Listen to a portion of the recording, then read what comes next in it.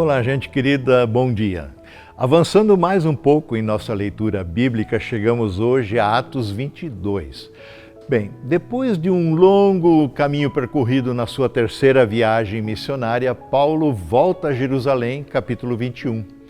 Depois de várias escalas, o navio no qual viajavam os deixou em Cesareia, onde Paulo e sua equipe passaram vários dias, quando então seguiram viagem para Jerusalém. Naquela ocasião, um profeta chamado Ágabo, vindo da Judéia, profetizou a respeito da prisão de Paulo, caso ele de fato fosse a Jerusalém. Atos 21, verso 12 e seguintes, diz que ao ouvirem isso, nós, os irmãos dali, suplicamos a Paulo que não fosse a Jerusalém.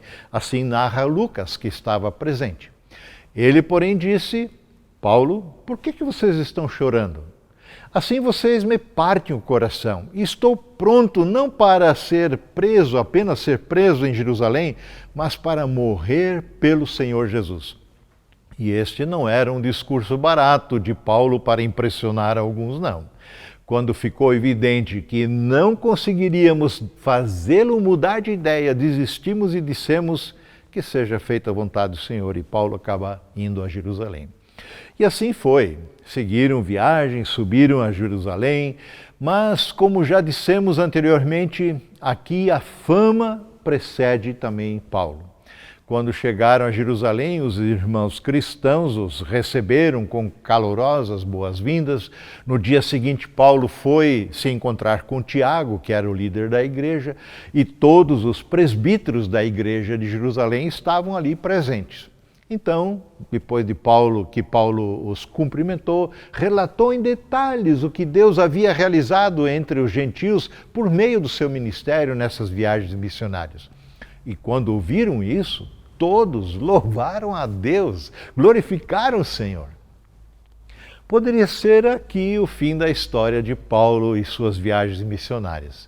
E assim teríamos um final feliz, bem-sucedido, apesar de tudo pelo que ele passou. Mas a história não termina aqui.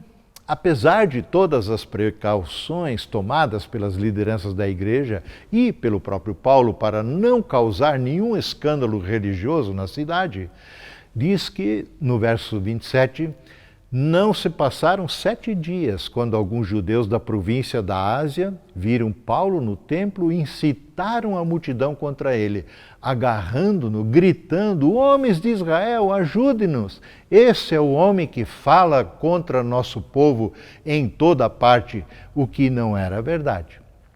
E ensina a todos a desobedecerem às leis judaicas, o que também não era verdade. Fala contra o templo, o que não era verdade. Até profana esse lugar, trazendo gentios aqui para dentro, o que também não era verdade.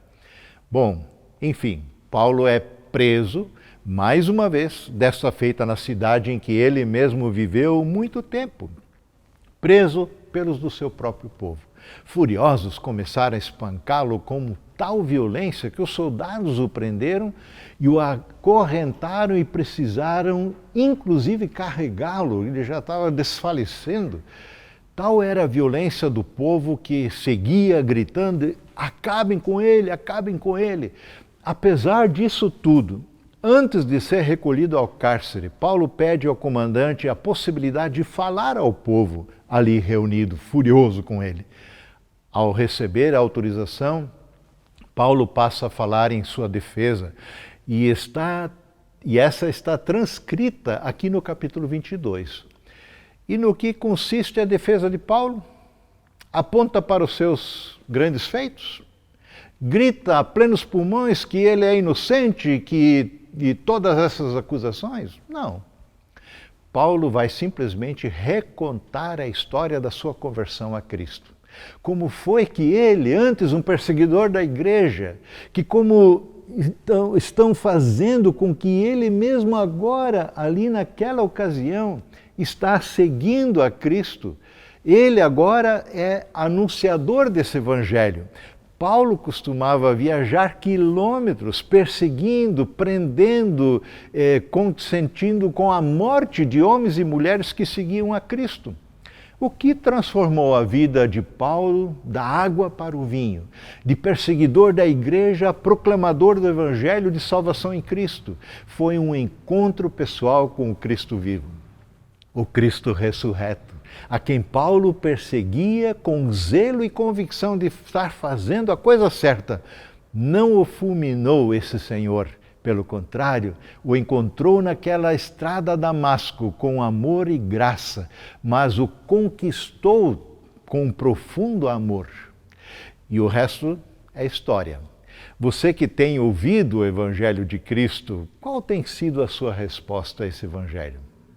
Renda-se ao misericordioso Senhor e Salvador e Ele transformará a sua vida, da água para o vinho.